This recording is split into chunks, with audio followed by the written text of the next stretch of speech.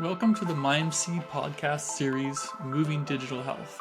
Our guest today is Arielle Smith, Vice President of Growth at Event Cadence, an event management platform serving the healthcare industry.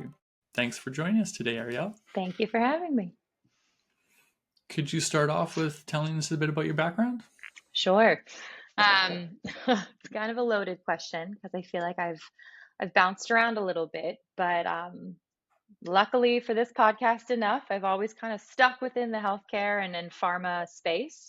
But at one point, I thought I wanted to go into medicine and an actual med school, so I was planning for that for quite some time. I then did some work, spent some time at a biotech lab, um, and all while studying and kind of prepping for what I thought was going to be medical school. My path just changed one day. I was in a Starbucks, and a gentleman walked over to me. So I was studying for my MCATs, and just simply asked me, are you? Would you be interested in exploring a job? And at that time, it was to basically sell software that helped pharmaceutical employees learn their therapy or drug or device, whatever they were in turn selling. I decided, why not? I went into New York. I kind of observed for the day, and I legitimately fell in love with it. I decided not to go down the Wow. medical, yeah, I decided not to go down the medical school path at all. I think there was always something in the back of my mind saying, don't do it. You don't want to do this. But so I took the job. That is not where I'm at today. That is not the same company. We can get into that, but that's just basically what led me to my path to technology. But yeah, it's always kind of been under the umbrella of healthcare and pharma. Okay, so really kind of a random run-in that Very much so. sent you off in a new direction there. Yeah. Um, but you mentioned like you started off with medicine, and there's obviously a passion there. Yeah.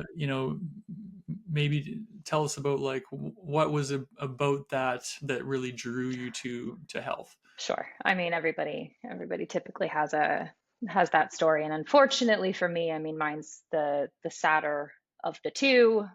Where I was always interested in medicine. I think some people just naturally go into medicine because of the puzzle and the unknown. Hmm. That absolutely was there for me, but more so the pull was my mom got sick when I was young. Okay. And for a while, it was this back and forth of just a total mystery. Like, why is she sick? What's going on? She ended up passing away. And very, very long story short, it turned out that Hmm. what she passed away from was something that could have been prevented or just addressed if it would have been caught. Oh That wow. obviously fueled a fire in me, and that coupled with the honest interest of medicine, that's ultimately why I decided to embark on that path. Hmm. Yeah. Yeah, that's so hard when it happens when Yeah. you're so young. Um, but you're right. It's a reason a lot of people get into Yeah. medicine and health because they have those experience with Yeah. close family members, and Exactly. want to use their life to make a difference and make it better Exactly. for other people. So Exactly. that's certainly to be commended. Yeah. Um, so tell us about Event Cadence. I know you were one of the first people at the company there while it was being founded. How did that come together? Yeah. So, um, rewinding now to the story that I Mm, just told about the gentleman who introduced me to all of this. That was my foot in the door with all of it. At the time, it was considered um, a SciComm agency that was doing more agency style work. Um, but it was all kind of under the context of software development for whatever mhm, a company may need. And I don't know, I found a passion for technology. Um, I'm kind of paraphrasing here now, but that company then transitioned into another company which had very similar clientele, similar needs, but started more so exploring a more SaaS-like model.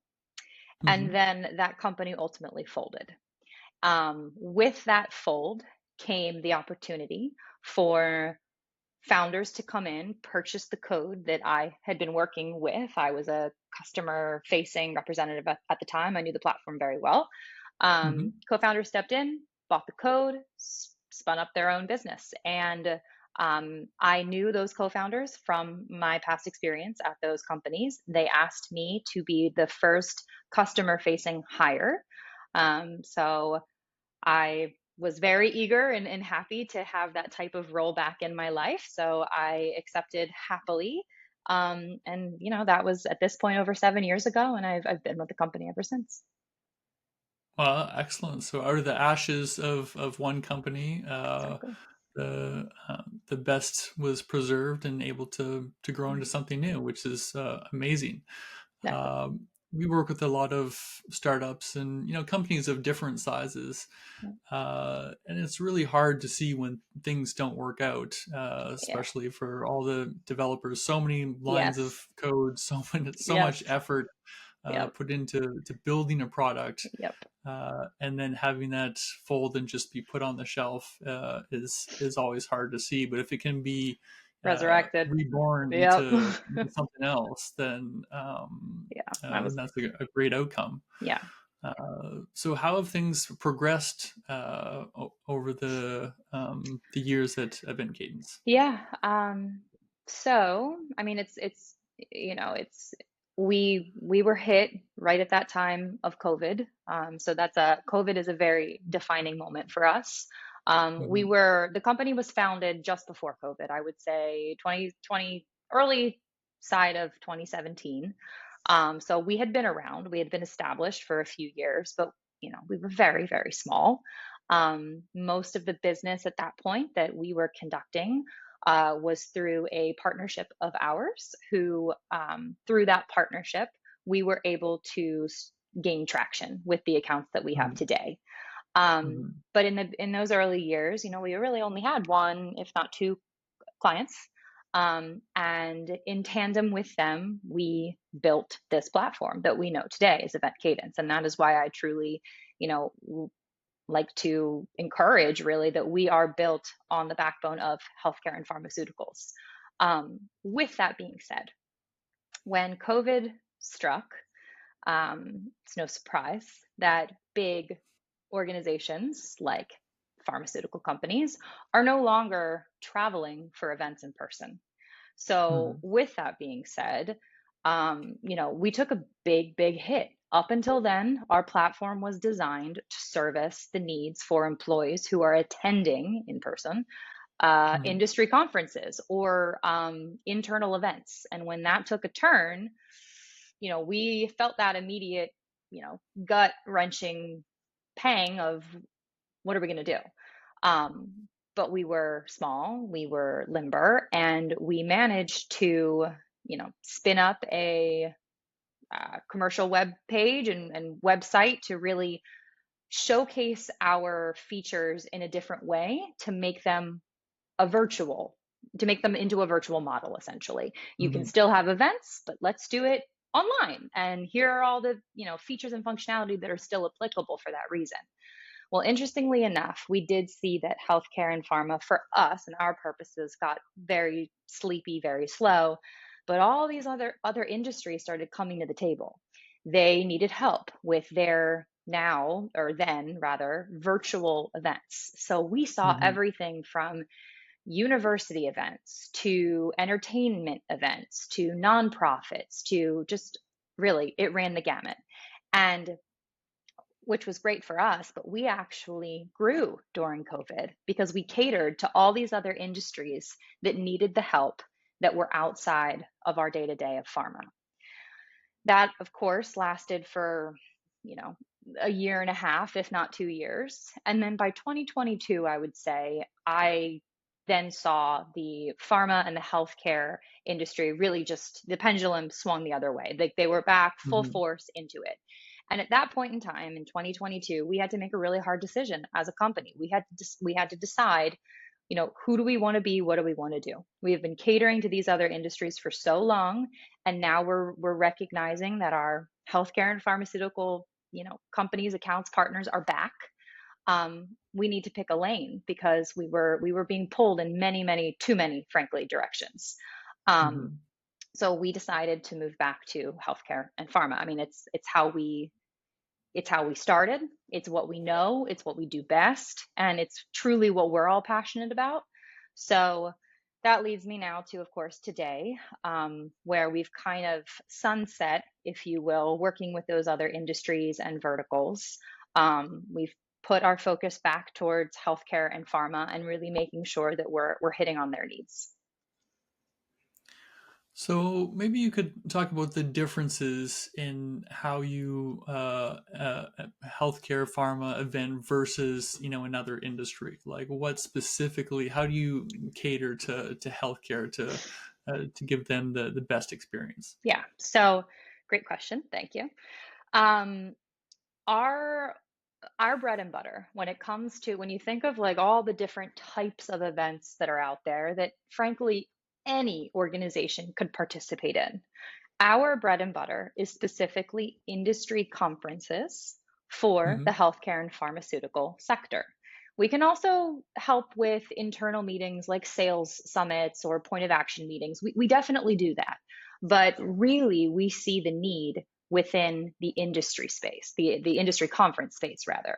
So, really, the, Hmm. the distinction is when a pharmaceutical organization approaches us for our work, it's to create a very, very tailored experience for their employee attending said conference. So Hmm. you can kind of think of like our platform. I'm just going to use ASCO as an example. It's the largest oncology conference in America, happens every June in Chicago. Our platform is not producing or delivering the ASCO experience for the thousands of user or attendees that are attending. Oh, okay. Our platform is providing a very unique experience for a pharmaceutical company that's attending. So it's very, very tailored to why they decide to send their employees to an ASCO. Because I'm Hmm. just going to throw out some names. The reason that AstraZeneca may send employees to ASCO is going to be different than why Merck would send employees to ASCO. Sure, the overarching goals are the same, but the way to actually maximize or get the ROI of sending those people are going to be different. There's different purposes, there's different objectives. So we could be theoretically working with both parties, but when we create the event experience for AZ in that case, it's going to look different than when Merck is interacting with our platform, if that makes sense. Yeah. Okay. So Event Cadence is really an attendee management platform as opposed to Correct. like a conference delivery platform. Correct. Exactly. So let's say one of these pharma companies is sending a whole bunch of different employees in different roles. Do the Mhm. different roles get different experiences as well? Like, to what level do you tailor it? Yep, nope, you nailed it. So, a medical, let's say a US medical field rep might log in to Event Cadence and yes, have a very different experience than maybe their marketing counterpoint would. Hmm. Their materials might be different. The action items and the steps that they need to take prior to the event might be different. The people that they're planning to meet with, their HCPs that they're planning to engage with at a medical conference might be different. So we really just we take quite a bit of time at the beginning of every project to really do a deep dive with our accounts to understand the goals and the objectives of the event in general. And to your point, your question, it's going to differ between teams. The medical team is Hmm. going to have different reasons for sending their employees than the marketing team will. There might be some overlap, and there very likely is. And then that's part of why they come to us in the first place to help navigate what that overlap is. But yes, in short, uh, end users can have different experiences based on the teams that they work with. Hmm. And every conference these days has, like the app to go with it Mhm. to see the schedule and see other attendees.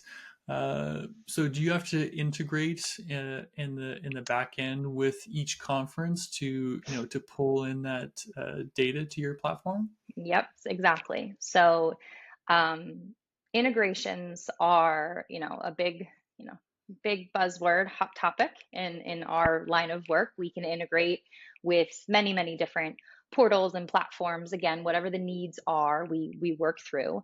But specifically to answer your question, yes, I mean, of course, every industry conference is going to have a schedule of their own. That is why they're partially why they're hosting that industry conference to begin with. It's because Mhm. data has been released, announced, and it needs to be educated on. So we take that information and we build it natively into our platform.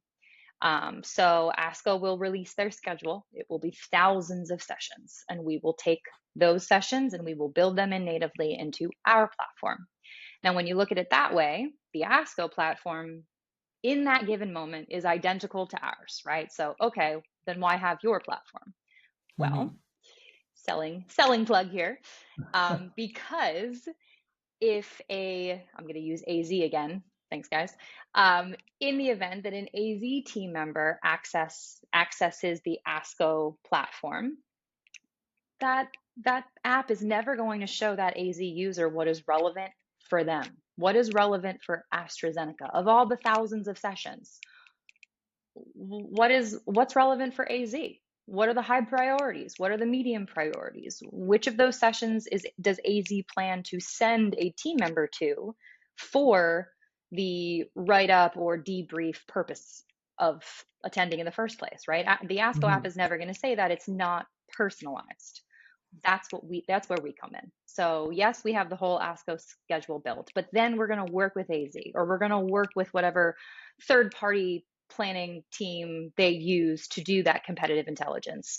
And we take that information and we build it into our schedule. So they're going to know upon logging in, if I'm a medical representative, here are the sessions that are high priority for me to attend. And maybe even Mhm. a step forward to say, I have to attend one, right? And then that is going to be in my schedule as this trumps that kind of thing, where the platform is then intelligent enough to not allow or at least give the visibility and warning up front when other team members try and interact with that person at that given time.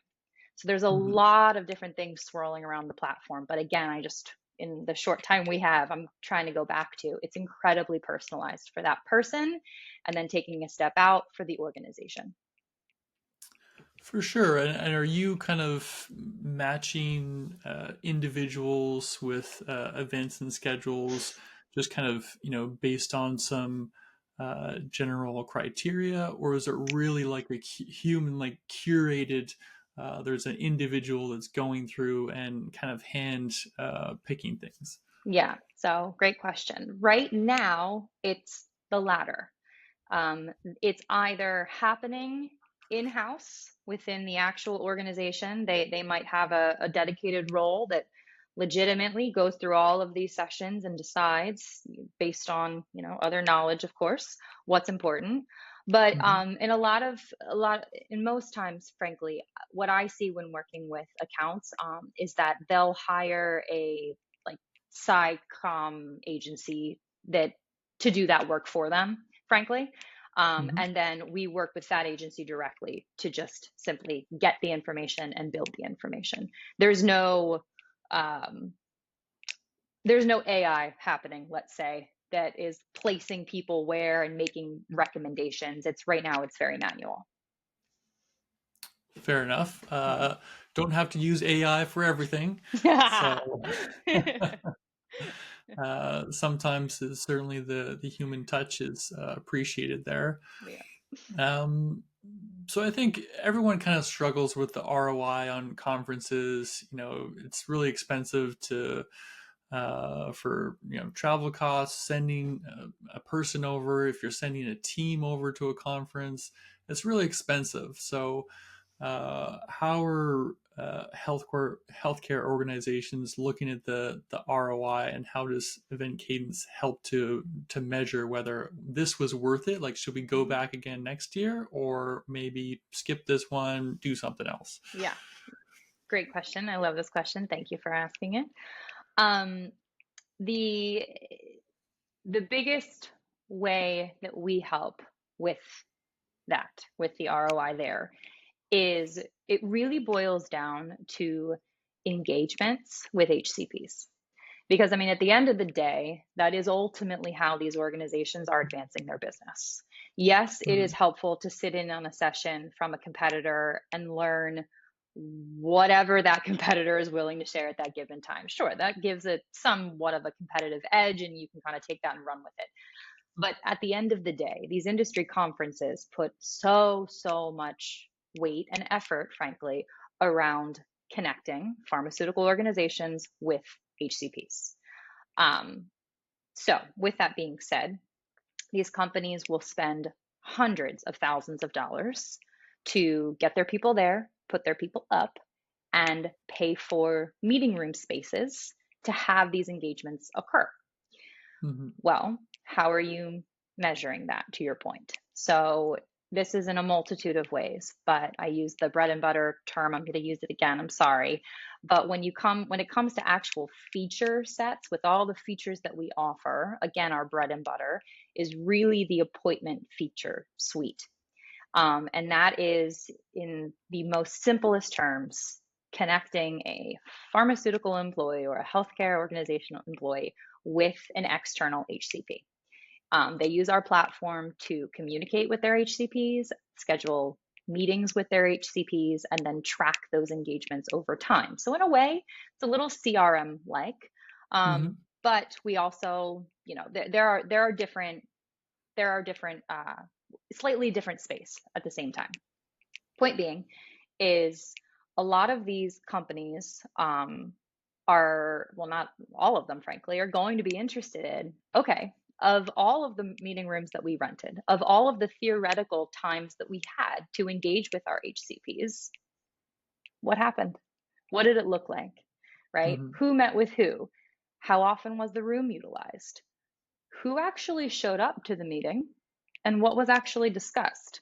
All of these things are not only captured in the platform in real time as they're happening, but the lead up, that the planning is all done in the platform itself as well. So all of the communication, all of the scheduling is happening in Event Cadence. And team members have access to this at any given moment. They can log in, they can see where their organization is at high level. We have 1,000 confirmed appointments. And then, of course, they could drill down to see, well, how many appointments do we have to talk about therapy A with the marketing team, right? Mhm. All of these different things can be really fine tuned and tweaked so that the end user can get to exactly what they need to see. But bigger picture, all of this data is super beneficial and helpful for the organization after the fact so that they can properly scope and plan for the years ahead. I mean, I can't tell you how many times before working with an account, accounts would just arbitrarily decide, we need 6 meeting rooms. These meeting rooms are ridiculously expensive. I still can't believe how Okay. expensive they are, but they are ridiculously expensive. And they would just arbitrarily say, yeah, no, I think we need 6 meeting rooms based on the 5 conversations that I had with people. Well, in reality, only 2 of those rooms were heavily utilized, and maybe a third was kind of used as overflow. They're never going to know that unless they plan, you know, and really utilize, just basically have their own method of mapping this out. The platform sets you up and does all of that for you essentially. So, I mean, that's Mhm. by far the biggest way that we've helped organizations with their bottom line. Um, and the other thing I'll say, which is not incredibly directly related, but it is indirectly related in the sense that, as simple as this sounds, these big companies have, um, I'll say, I hate to use the word issues, but they have potential perception issues. And what I mean by Mhm. that is a large organization could want to potentially meet with the same HCP because they have multiple teams all interested in meeting with the same person. Well, if those teams aren't effectively communicating with one another, let's say 3, 4, 5 different people are all going to reach out to the same HCP, ultimately asking Mhm. the same question. That in turn frustrates HCPs. for Yeah. obvious reasons. And it also does not make the organization look all that great. So the number one pain point that I hear why organizations find us, frankly, in the first place, is not because of we need to know the activity that's happening in the meeting rooms. That's like an afterthought when they figure that out, that they have that information. It's great. The reason that they come to us is we need help with our perception. We need to look better in front of our HCPs. We need to look like we know what we're doing and have our ish together when we Hmm. go to this individual. So that by far is what the biggest selling point is for us. Okay, interesting. Yeah, Well, I'm learning a lot about events, specifically in pharma and how those work. Now, often when you're collecting a lot of data during an event or something like that, it can be overwhelming to try and go back afterwards and find out, okay, what are the insights from this data? How do I make logical conclusions or get any information from it? So, like the meeting room example you talked about, is that something that Event Cadence would surface? Like, hey, you have underutilized meeting rooms, and you need to adjust that for the next event, or like how does that all that data then get translated into actions totally. after the fact? Yeah, I'll give you two examples, and one I'll use yours. Yes, at the end of the event, we always conduct a debrief. Part of that debrief will naturally to be a room analysis. So we'll take all of the rooms, all of the theoretical times that the rooms could be accessed and utilized, and then we'll break it down based on how often the room was utilized, how often it was not utilized. And then we'll even go the step further to say, of the confirmed meetings that we had, how many actually occurred, because we can capture that information as well. Hmm. So we do all this, we present this analysis to our organizations, and we basically make the recommendation to say, okay, you've been working with us now for the past 3 years. These are the trends that we've seen. We'll either then recommend to go up in a room, to go down in a room. Potentially they can do a half day, if it's going to save them, a nice chunk of change. So yes, we'll absolutely help with that analysis. That's built into our process. Another example I could give you is it revolves around materials and material distribution. So Hmm. the example I could give would be um, a verbal response document. There could be a verbal response document that is put together, and the intention is before you step foot into the exhibit booth, you need to read this. You need to know XYZ talking points for compliance Hmm. reasons or whatever that might be. We'll add that to our platform. We'll send it to the respective people that need to read it. And then we'll track who actually opens it, who actually reads it. And we'll be able to follow back up with the organization to let them know, of the 10 people that you needed to read this, only 8 of them did. They'll know who those people are if they so choose, and if that's, part of the framework. But that can also then help to structure who are the most appropriate people to be on site, who is Hmm. ultimately following protocol and who is not. And that all, again, stems to the bottom line at the end of the day. Okay. Um, so definitely hear some of the stories there and the practical uses. What are some of the top success stories where organization A used Event Cadence and got this result? Like what are some of those kind of big wins that you've seen in the past? Sure. So I would say, I know we're talking a lot about, money, the bottom line. Of course, everything revolves around that, whether we want it to or not. But what really makes me happy, frankly, is when that true, like, we've done it feeling is not because of money or the money that we saved, because it's more so because of the relationships that they feel that have been strengthened. So Hmm. most of our success stories, from what I hear, are twofold.